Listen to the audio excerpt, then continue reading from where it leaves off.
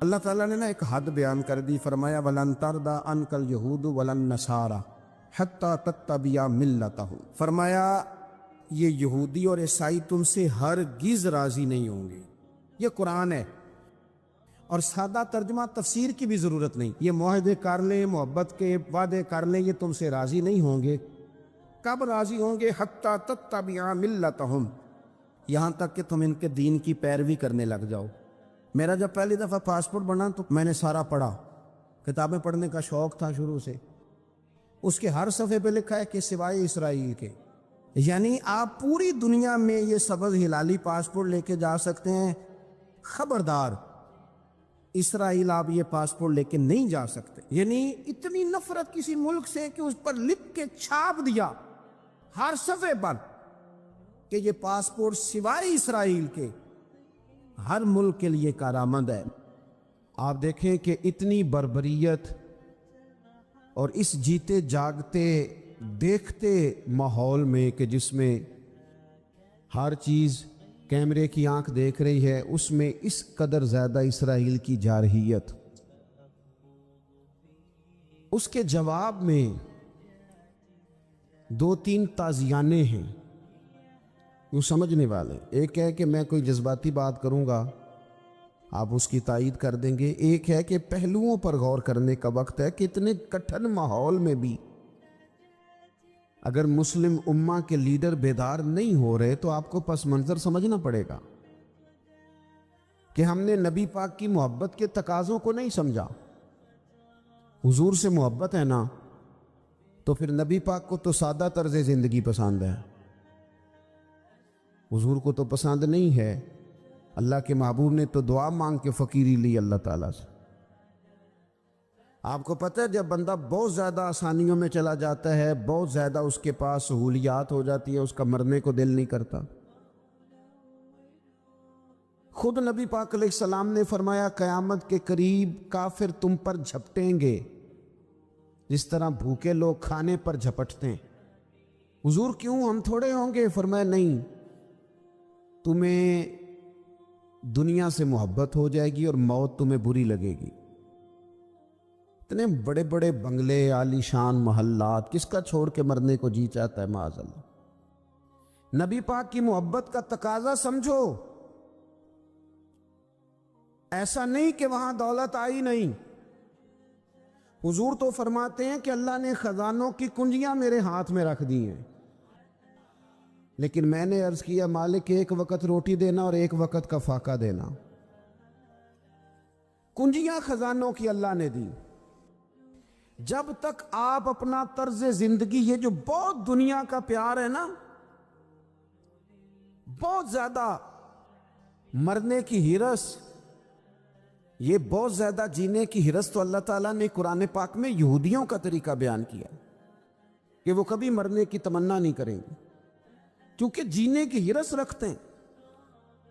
نبی پاک علیہ السلام کے غلاموں، طرز زندگی جب تک سادہ نہیں ہوتا اور جب تک یہ دنیا کے جھمیلوں سے کسی کو دولت دے کر پیچھے کر دیا جاتا ہے، کسی کو عہدہ دے کر چپ کرا دیا جاتا ہے، کسی کو اقتدار دے کر چپ کرا دیا جاتا ہے، رسول اللہ صلی اللہ علیہ وسلم کے سچے غلام، انہیں ایک بات کی سمجھ آ گئی تھی کہ ہمیں ہمارے رب نے کہا ہے قُلْ إِن كُنتُمْ تُحِبُّونَ اللَّهَ فَاتَّبِعُونِي يُحْبِبْكُمُ اللَّهُ۔ اے محبوب آپ ان سے فرما دیں اگر رب سے محبت کرنا چاہتے ہیں تو آپ کی پیروی کریں، اللہ خود ان سے محبت فرمائے گا۔ جب رب بھی ان کا ہو جائے گا، جب رب بھی ان کا کی محمد سے وفاتوں نے، تو ہم یہ جہاں چیز ہے کیا، یہ لوح و قلم تیرے، اس کا کیا مطلب ہوا؟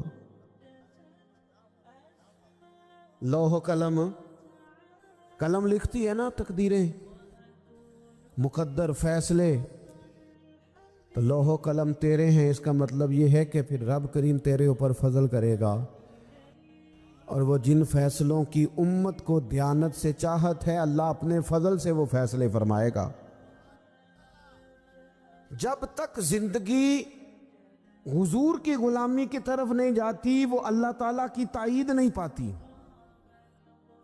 حضرت عبداللہ ابن حذافہ رضی اللہ تعالیٰ عنہ کو رومیوں نے قید کر لیا تھا، اور جب رومی آپ کو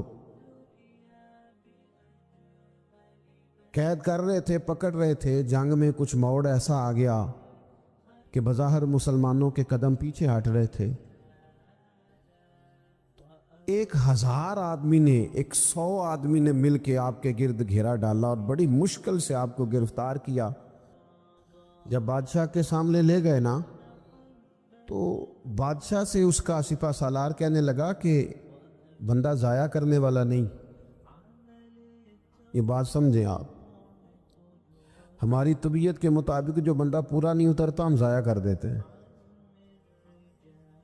حالانکہ اگر آپ کو مخالف صف میں بندہ کام کا نظر آئے تو آپ غور فرمائیں کہ یہ ہمارے قافلہ محبت میں کیسے شامل ہو سکتا ہے، اس کے لیے جد و جہد کریں تاکہ اس سے کام لیا جا سکے۔ اس نے کہا، روم کے بادشاہ نے، بندہ ضائع کرنے والا نہیں۔ وزیر نے کہا بادشاہ سے، اس نے کہا کیا کریں؟ کچھ ایسا کریں کہ یہ معاذ اللہ ہمارے دین میں آ جائے۔ اور قرآن مجید نے واضح کہہ دیا ہے کہ یہودی اور عیسائی تم سے راضی نہیں ہو سکتے حتی تتبع ملتہم، جب تک کہ تم ان کے دین کی پیروی نہ کرو۔ ان کو کسی طریقے سے معاذ اللہ عیسائی بنایا جائے۔ تو بادشاہ کہنے لگا 2-3 چیزیں ہیں جس سے کوئی بندہ بھی خریدا جا سکتا ہے، کر لیتے ہیں بات۔ اس نے سب سے پہلے حضرت عبداللہ ابن حذافہ سے کہا کہ جتنے پیسے آپ کہیں گے آپ کو ملیں گے، آپ اس دین میں آ جائیں معاذ اللہ۔ تو حضرت عبداللہ ابن حذافہ نا، کچھ لوگ بڑے سیانے ہوتے ہیں، بردبار ہوتے ہیں، بعض باتوں پر غصہ نہیں کرتے، ہنستے ہیں۔ حضرت عبداللہ ابن حذافہ ہنس پڑے، فرمانے لگے تجھے کس نے بادشاہ بنایا؟ تو بڑا بیوقوف آدمی ہے۔ اس نے کہا کیا مطلب؟ فرمانے لگے نادان، میں تو تلوار لے کے میدان میں آیا ہوں، مجھے دولت کمانی ہوتی میں تجارت کرتا، میں تجارت نہیں کر رہا، میں تو شہادت کے لیے نکلا ہوا ہوں، اور تو مجھے کہہ رہا ہے پیسے لے لے، کو عقل کی بات کر۔ اس نے دوسری بات کی، اس نے کہا کہ میں بادشاہ ہوں، میرے نیچے جتنے بھی عہدے ہیں، وزیر، مشیر، وزیر خزانہ، جو آپ عہدہ کہیں گے آپ کو دے دیا جائے گا، آپ اس طرف آ جائیں۔ تو حضرت عبداللہ ابن حذافہ کہنے لگے پھر کہتا ہوں تو بڑا نادان ہے۔ فرمانے لگے میں حضور کا صحابی ہوں، اور صحابی ہونے سے بڑا عہدہ دنیا میں ہے ہی کوئی نہیں۔ صحابہ وہ صحابہ جن کی ہر صبح عید ہوتی تھی، خدا کا قرب حاصل تھا، نبی کی دید ہوتی تھی۔ کہا تو مجھے لالچ دے رہا ہے؟ اب انہوں نے ایک نئی چال چلی۔ وزیر کہنے لگا کہ میں ایک اور طرح سے معاذ اللہ کوشش کرتا ہوں پگھلا دینے کی۔ آپ اندر کمرے میں قید تھے تو وہاں ایک خاتون کو بنا سوار کر بھیج دیے گا۔ دوستو یاد رکھنا، تگڑا اور مضبوط جوان پتہ کون ہوتا ہے؟ جس کی نظریں پوری طرح اس کے کنٹرول میں ہوں۔ یہ علامت جوانی ہے۔ جس آدمی کا پوری طرح، 2 لوگ دنیا میں کبھی کوئی کارنامہ سر انجام نہیں دے سکتے، ایک جو حرام کھاتا ہو، ایک جس کی نظر ناپاک ہو۔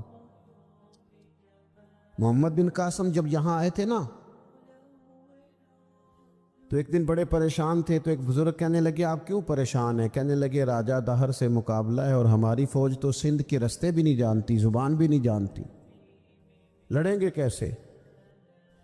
2-4 دن کے بعد ان بزرگوں کی دوبارہ محمد بن قاسم سے ملاقات ہوئی تو بڑے خوش تھے۔ کہا آپ کیوں خوش ہیں؟ کہنے لگے وہ میرا مقابلہ نہیں کر سکتا، میں نے تحقیق کر لی ہے۔ کہا کیوں؟ کہنے لگے نظر کا گندہ ہے، اور جو نظر کے گندے ہوتے ہیں وہ میدانوں میں ٹھہرا نہیں کرتے۔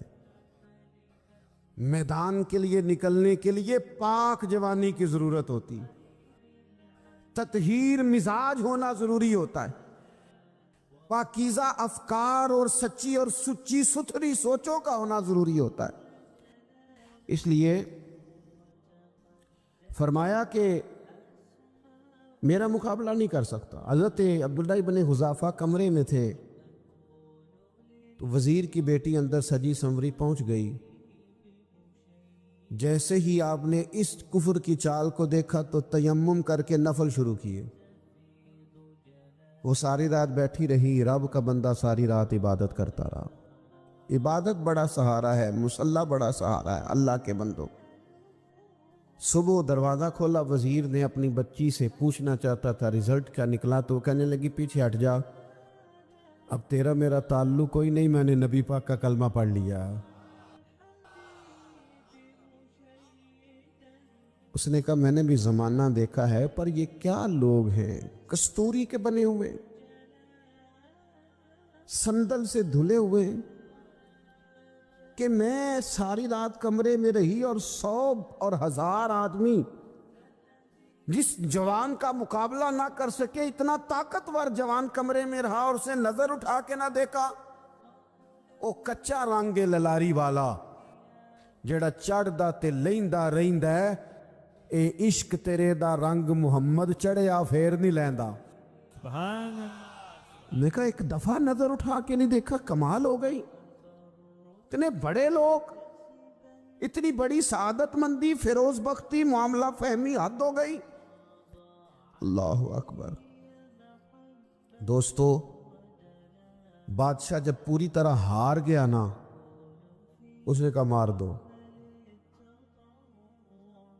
تیل گرم کیا ایک کڑاہی میں، اور جب آپ کو اس میں ڈالنے لگے تو آپ کی آنکھوں میں آنسو آ گئے. بادشاہ کا خیال ہوا شاید نرم ہو گئے ہیں. کہنے لگا روئے کیوں؟ فرمانے لگے سوچتا ہوں جان ہی ایک ہے، کتنا مزہ ہے اس کی راہ میں جان دینے کا، کتنی لذت ہے اس کے نام پر مرنے میں، کتنا لطف ہے. جے تو چڑھیا اتے دار بھی نہیں، تے جے تو وکیا عشق بازار بھی نہیں، تے ایڈا سستا سودا پیار بھی نہیں، تے ایڈا سستا لبدا یار بھی نہیں.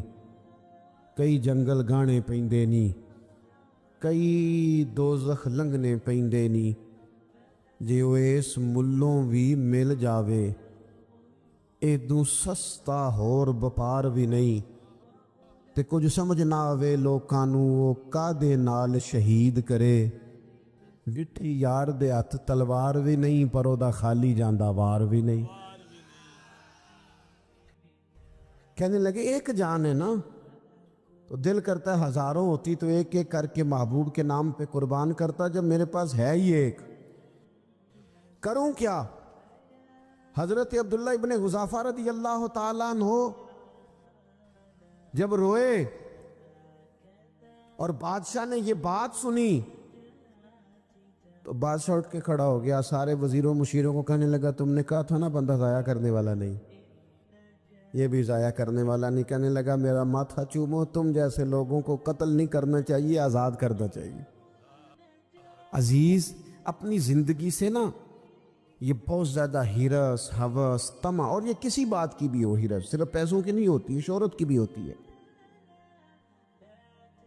یہ بیماری انسان کو اقتدار کی بھی ہوتی ہے، تعریف کی بھی بیماری ہوتی ہے. یہ سارے نقص ہوتے ہیں لوگوں کو، اور معاذ اللہ بعض جبوں کبوں کے اندر بھی ہوتے ہیں، وہاں بھی پنپتے. اپنی زندگی جب تک اس سادگی میں نہیں لاؤ گے جو رسول پاک نے عطا فرمائی ہے. جب لوگ آسانیوں میں پوری طرح الجھ گئے تو پھر وہ دور ہوئے اور کفر چڑھ گیا. دوسری بات، اللہ کے محبوب صلی اللہ تعالی علیہ وسلم کی محبت ہم سے تقاضا کرتی ہے کہ ہم اس مشن کے لیے کام کریں جس مشن کے لیے رسول پاک نے کام فرمایا ہے. ہم سارے کام بڑے مضبوطی سے، سوچ سمجھ کے، تدبر سے، حکمت سے، تقاضوں کو مد نظر رکھتے ہوئے کرتے ہیں. سارے کام. دین کے کام میں ہمارا مزاج نہیں ہوتا، او ہو جائے گا جی، آپ بسم اللہ پڑھیں جی، شروع کریں جی. آپ تقاضوں کو سمجھیں، چیزوں کو دبائیں نہیں، چیزوں پر غور کریں. کسی کے ذہن کی سطح پر سوال ابھرتا ہے، اس کا تسلی بخش جواب دیں. اپنی زندگی میں دین کے کام کے لیے اپنے آپ کو وقف کریں. اور دین کے کام کے بہت سارے پہلو ہیں. ہزاروں لوگوں کو قرآن پاک ٹھیک پڑھنا نہیں آتا، ہزارہا لوگ ہیں جو قرآن مجید کے مطالب سے آگاہ نہیں ہیں، دین کی بنیادی ضروریات سے لوگ نابلد ہیں۔ میں آپ کو کس طرح یہ بات سمجھاؤں کہ ہزاروں کی تعداد میں طلاقیں اس لیے ہوتی ہیں کہ مردوں کو طلاق کے مسئلے نہیں آتے، انہیں پتہ نہیں ہے کہ مجھے حقوق زوجین کے معاملے میں کیسے چلنا۔ ڈھیر سارے گھروں میں تباہی اس لیے ہے کہ تربیت اولاد کا دینی منہج ہمیں نہیں پتا۔ اپنا حصہ ملائیں دین کے کام میں۔ ایک آدمی کو اگر تو نمازی کرنے میں کامیاب ہو گیا، تیری زندگی بدل گئی۔ وہ دین بیزار لوگ جو ہمارے بیچ بیٹھ کے ہماری نوجوان نسل کو پگڑی اور داڑھی کا نام لے کے بنیادی طور پر دین سے دور کرتے، ایسے نوجوانوں کو دین کا پیغام محبت دے کر دین کے قریب کرنا ہماری ڈیوٹیوں کا حصہ ہے۔ ہمیں ذمہ داری کا احساس کرنا پڑے گا، ہمیں یہ خاص قدم اٹھانا پڑے گا، توجہ دینی پڑے گی۔ مساجد، مدارس، میں آپ سے عرض کروں، اتنی ڈٹ کے مخالفت ہوتی ہے نا مدرسوں کی، اتنی ڈٹ کے۔ میں ادارہ چلاتا ہوں، اس کے چلانے میں جو مشکلات ہیں وہ تو ہم بتا نہیں سکتے آپ کو، اس لیے کہ میری قوم، میرا اس قوم سے تعلق ہے جو نعت خواں امیر کرنا چاہتی ہے، مدرسے نہیں۔ نقیب خطیب پیدا کرنا چاہتی ہے، شعر و شاعری کی زندگی کو پروان چڑھانا چاہتی ہے۔ فقط ہمارا ان لوگوں سے تعلق ہے جو لاکھوں کروڑوں روپیہ محافل پہ لگائیں گے، اور قاری صاحب بیچارے اگر مسجد کا کوئی ہونے والا کام کسی وقت بتا دیں گے تو وہ بڑی مشکل آ جائے گی ان کے لیے۔ یہ کیسے ہو سکتا ہے، آپ نے یہ ڈیوٹی بتا دی۔ مدارس، اور جتنا اہم رول دین کو پھیلانے میں مدارس اسلامیہ کا ہے، اتنی زبردست۔ لوگوں کا خیال ہوتا ہے میری طرح کے لوگ شاید کام کرتے ہیں، ڈیوٹی کرتے ہیں۔ یہ 10-15 لوگ آپ کو نظر آتے ہیں جو آپ کو کہیں میڈیا پر یا ادھر ادھر ڈیوٹی کرتے، مخلص لوگ اپنی جگہ پہ، وہ بھی بڑا ہی کام کر رہے ہیں، جو میڈیا پہ آ کے بھی اخلاص سے اور درد دل سے کو دین کی، ان کی بھی کسی بات کی حوصلہ شکنی نہیں۔ لیکن ہزارہا اساتذہ جو مدارس میں بیٹھ کے پڑھاتے ہیں، انہوں نے وہ سارے لوگ تیار، آپ سمجھ نہیں سکتے کتنا بڑا کام۔ حفظ کا استاد جو ہوتا ہے نا، اس کی ڈیوٹی 24 گھنٹے ہوتی ہے، فجر سے پہلے، اور اس نے بچوں کو اٹھانا ہے۔ تنخواہ تو ہم انہیں دینا نہیں نہ چاہتے جی، تنخواہ نہیں دی دی انہوں نے، ہم بھی مولوی امیر نہ ہو جانا۔ مولوی نو تے سوٹ بھی 27ویں والی رات دے ہے تاکہ کدھر سوان کے عید والے دن پا نہ لوے، کیونکہ 27ویں تو بعد تے درزی پھڑتا ہی کوئی نہیں، کیوں حضرت؟ ایسا ہی ہے نا، اس وقت تو نہیں نہ لیتا۔ تو ہم چاہتے ہیں مولوی ہماری مرضی کے ہماری طرح کا سوٹ نہ پہن لے۔ مدارس کی مضبوطی آپ یہ دیکھ لیں، یہ صلاح الدین ایوبی کا تعلق بھلا کس چیز سے تھا؟ غوث اعظم کے مدرسے سے۔ حضور غوث اعظم کے مریدوں کی جماعت اس کے ساتھ شامل تھی۔ کون لوگ تھے جنہوں نے مدارس سے فیض پایا؟ رازی اور غزالی، حضور غوث اعظم، خواجہ اجمیر، یہ سب لوگ مدارس کے لوگ ہیں۔ کمزوریاں ہیں، غلطیاں ہیں، بہت ساری چیزوں کی اصلاح کی ضرورت ہے، لیکن یہ دین کا بہت بڑا قلعہ ہوتا ہے مدرسہ، لیکن اس کی مخالفت کی جاتی ہے۔ مجھے بتائیے، اگر مدرسوں میں کمزوریاں ہیں تو کالجوں یونیورسٹیوں میں نہیں ہیں؟ ہم نے کبھی مخالفت کی ہے بند کر دو سارے؟ لیکن لوگوں کا جب خیال آتا ہے، جب ہمارے ایک سابقہ وزیر صاحب تھے، سر راہ کسی دعوت میں میری ان سے ملاقات ہو گئی تو انہوں نے کہا مدرسوں کا کردار کیا ہے آج کے ماحول میں؟ میں نے انہیں کہا کہ مختلف کورسز آپ کراتے ہیں نا، تو اس کے لیے پھر مختلف ویکینسیز ہوتی ہیں، جہاں بچوں کو مدرسے کا کورس کرایا جاتا ہے تو استاد بننا ہوتا ہے، اس نے خطیب بننا ہوتا ہے، مسجد کی ڈیوٹی کرنی ہوتی ہے۔ میں نے کہا بالکل کوئی حکومت سرپرستی نہیں کرتی، لیکن اللہ کا فضل ہے۔ کبھی آپ نے حکومت سے سنی ہے جس میں جمعے والے دن مولوی نہ ملا ہو جمعہ پڑھانے کے لیے؟ کبھی آپ کو رمضان میں ایسی مسجد ملی ہے جس میں قرآن مجید سنانے کے لیے حافظ نہ ملا ہو؟ یہ ہو سکتا ہے کسی حافظ کو مسجد نہ ملے. تو مدارس کے ذمے جو کام تھا مدارس نے جم کے کیا ہے اور ڈٹ کے کیا اللہ کے فضل سے. اور مدارس کے لوگوں کو بھی کمزور نہیں پڑنا چاہیے.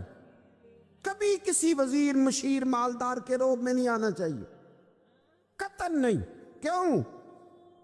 کہ یہ وہ عظیم لوگ ہیں رسول اللہ صلی اللہ علیہ وسلم کے دین کے غلام، کہ ابھی ایک لفظ نہیں پڑا ہوتا الف با تا سا، پہلے دن گھر سے نکلتے ہیں تو حضور فرماتے ہیں اللہ کے فرشتے ان کے پیروں کے نیچے پر بچھا بھی دیتے ہیں. پہلے دن اتنا بڑا اعزاز ملتا ہے. تو حضور کی محبت کا تقاضا ہے دین کا کوئی کام کیا جائے. ایک خاتون مسجد نبوی شریف میں جھاڑو دیتی تھی پر کوئی کام تو کرتی تھی نا. اور کس مسجد میں؟ جہاں 70,000 فرشتے صبح آتے ہیں 70 شام آتے ہیں. اس مسجد میں وہ خاتون جھاڑو دیتی تھی. بخاری ہے. جب ان کا انتقال ہو گیا صحابہ نے سوچا کہ حضور کو تکلیف ہوگی، بغیر بتائے جنازہ پڑھ دیا. حضور صبح تشریف لائے، تازی قبر دیکھی، اور محبوب وہ ہیں جو فرش پہ کھڑے ہو کے عرش کی خبریں دیتے ہیں. نبی پاک علیہ الصلوۃ والسلام نے فرمایا کہ مجھے اطلاع کیوں نہیں دی اس کے انتقال کی؟ یہ کرم دیکھو، کوئی ڈیوٹی تو کرتی تھی نا یار، پر خلوص سے، پر پیار سے، پر اللہ کو راضی کرنے کے لیے، پر درد دل سے. اور دین کی ڈیوٹیاں کرنے والے دوستو سنو، حضور صبح آئے، قبر کو دیکھ کر فرمایا مجھے کیوں نہیں بتایا؟ یا رسول اللہ آپ کو تکلیف دینا مناسب نہ جانا. تو قبر پہ کھڑے ہو کے حضور نے فرمایا صف بناؤ میں دوبارہ جنازہ پڑھاؤں گا. صف بناؤ میں دوبارہ جنازہ پڑھاؤں گا. کوئی ڈیوٹی تو. تیسرا تقاضا حضور کی محبت کا، سمجھو میں بس بڑی جلدی بات سمیٹنے لگا ہوں. حضور کی امت سے پیار کرو، یہ نبی پاک کی محبت کا تقاضا ہے. حضور اس بندے سے بڑے راضی ہوتے ہیں جو حضور کی امت سے پیار کرتا ہے. آپ کو پتہ ہے حضرت جبریل امین علیہ السلام نے معراج کی رات حضور علیہ الصلوۃ والسلام سے عرض کی تھی کہ اللہ کی بارگاہ میں عرض کیجئے گا میری بھی ڈیوٹی لگ جائے آپ کی امت کے ساتھ محبت کرنے پر. تو یہ کیوں کہا تھا انہوں نے؟ علماء نے لکھا اس لیے کہا تھا کہ حضرت جبریل بھی جانتے ہیں کہ حضور کی امت سے محبت کی بات کی جائے نا تو نبی پاک راضی ہوتے ہیں. امت سے پیار کرو گے نا، امت سے. ایک صرف بات کا خیال رکھنا، عقیدہ برا ہو تو بات دوسری ہے، ورنہ میرے محبوب کی امت کا ایک ایک شخص جو مدینے والے کا کلمہ پڑھتا ہے، جو حضور کا غلام ہے، اس کے بارے میں اپنے دل میں گنجائش رکھنا، پیار رکھنا، وارفتگی رکھنا. او دوستو یہاں لوگ کس کس طرح گروہوں کو، جماعتوں کو سپورٹ کرتے ہیں. نبی پاک نے اس امت کی کثرت پر فخر بیان کیا اور حضور فرمانے لگے 120 صفیں جنتیوں کی ہوں گی، قیامت میں 80 صفیں صرف میری امت کی ہوں گی. میں کثرت امت پر فخر کروں گا.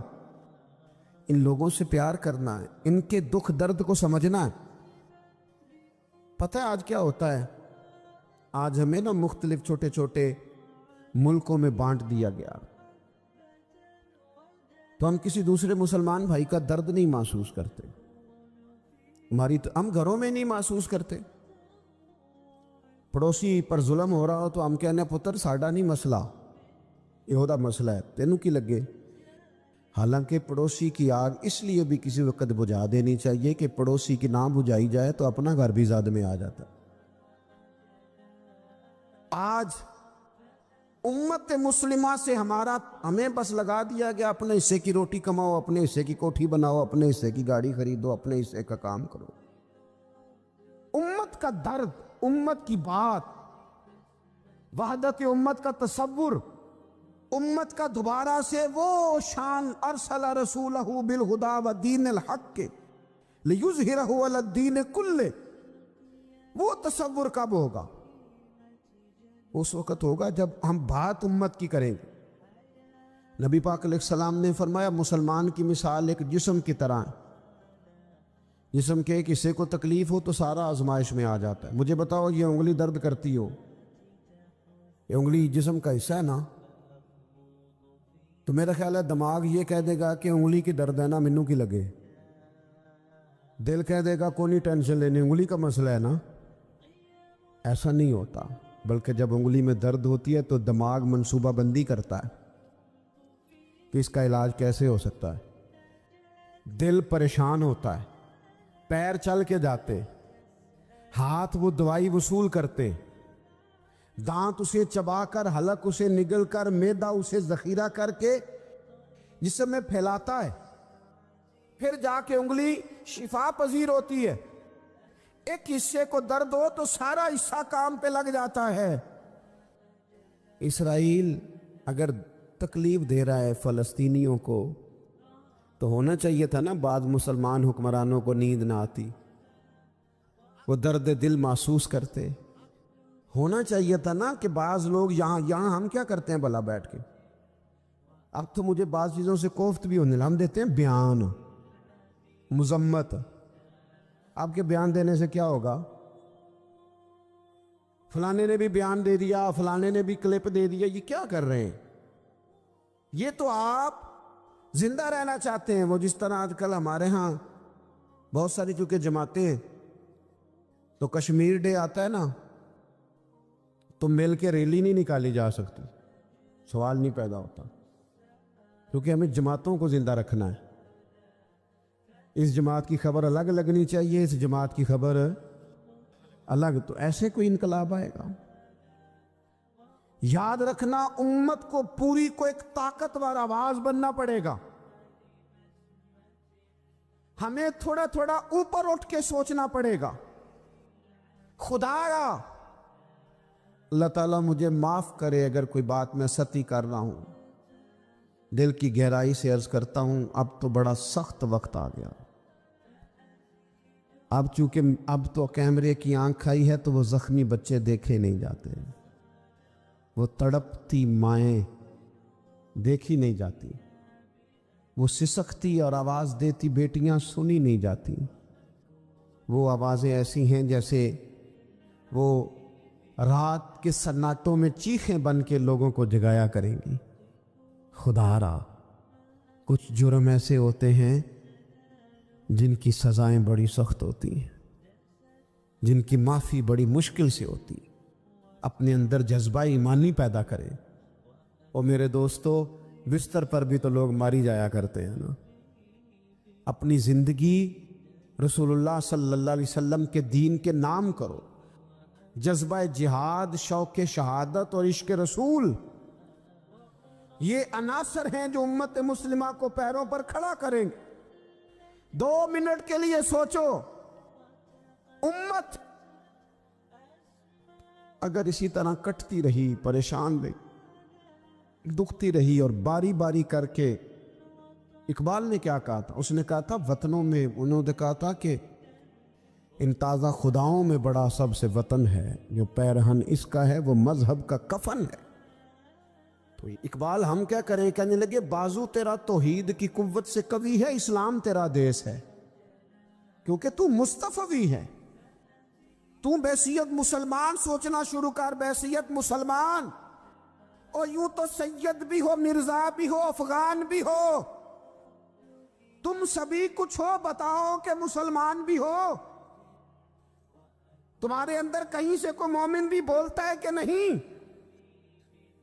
علاقائی تعصبات اور ملکی سرحدوں میں قید ہو جانے والوں، تم ایک نبی کی امت ہو. کیوں نہیں سمجھتے؟ جب کشمیر کی بیٹی روتی ہے تو مدینے والے محبوب پاک علیہ السلام کی امت کی بیٹی روتی. جب فلسطین کی بیٹی روتی ہے تو امت کی بیٹیاں روتی. خدا را کچھ درد دل اپنی طبیعت میں پیدا کریں. میں حکمرانوں کی بات نہیں کرتا، میں تو عام لوگوں سے ایسے تبصرے سنتا ہوں جو نہیں کرنے چاہیے. وہ نہیں جی نہیں. دوسرا رخ بھی دیکھو، عام آدمی اٹھ کے، عام لوگ بھی یہ خطرناک سوچیں اور ان سے خوفناک نتائج برآمد ہوں گے. تو 3 باتیں میں نے آپ کی خدمت میں عرض کی ہیں. ایک تو کوشش کریں اپنی زندگی کے اندر کہ زندگی کو سادہ کریں، پیسہ ضرور کمائیں لیکن پیسے سے پیار نہ کرو، پیار تو مدینے والے رسول سے کرنا۔ دولتیں، ہرس، ہوس، طمع، ان سے باہر آؤ۔ اور دوسری گزارش آپ کی خدمت میں یہ عرض کی ہے، کچھ نہ کچھ دین کا کام، اور اس میں بھی شہرتوں سے بچتے ہوئے، تصویروں سے بچتے ہوئے۔ میں ہر محفل میں شاید کہتا ہوں میری فوٹو آ رہی ہے اور لائیو آ رہا ہے اور فلاں ہو رہا ہے، لیکن اس محفل کا خوبصورت انسان وہ ہے جو سب سے پیچھے بیٹھا ہے۔ وہ کسی فوٹو کے لیے نہیں آیا۔ اور میں ڈھیر سارے لوگ دیکھ رہا ہوں، یہ جو آگے بیٹھ جاتے ہیں بعض اوقات 5 7 10 لوگ، یہ بڑی تصویر سازی کرتے ہیں، لیکن جو پیچھے بیٹھے ہوتے ہیں ان کی کوئی فوٹو نہیں آتی۔ اور میں نے بہت سارے لوگوں کو دیکھا ہے کبھی موبائل کو ہاتھ بھی نہیں لگاتے، لیکن جن کے لیے آئے ہیں انہیں تو پتہ ہے نا کون کون آیا ہے۔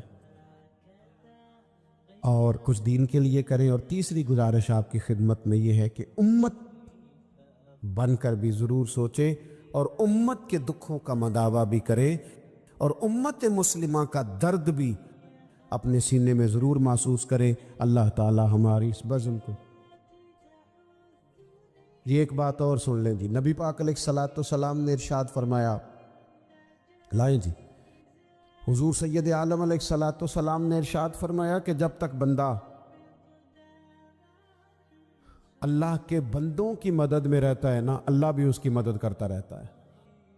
یعنی اگر آپ امت کے لیے سوچتے ہیں، کوئی امت کے لیے فکر پیدا کرتے ہیں، کچھ امت کی سوچیں لاتے ہیں، تو اللہ بھی مدد فرمائے گا۔ اور یہ بات اچھی طرح یاد رکھیں، جب بھی بندہ کوئی ایسا کام کرتا ہے نا جو خالص اللہ کی رضا کے لیے ہو، تو رب کی مدد ضرور آتی ہے۔ وَلَقَدْ نَصَرَكُمُ اللَّهُ بِبَدْرٍ وَأَنْتُمْ أَذِلَّةٌ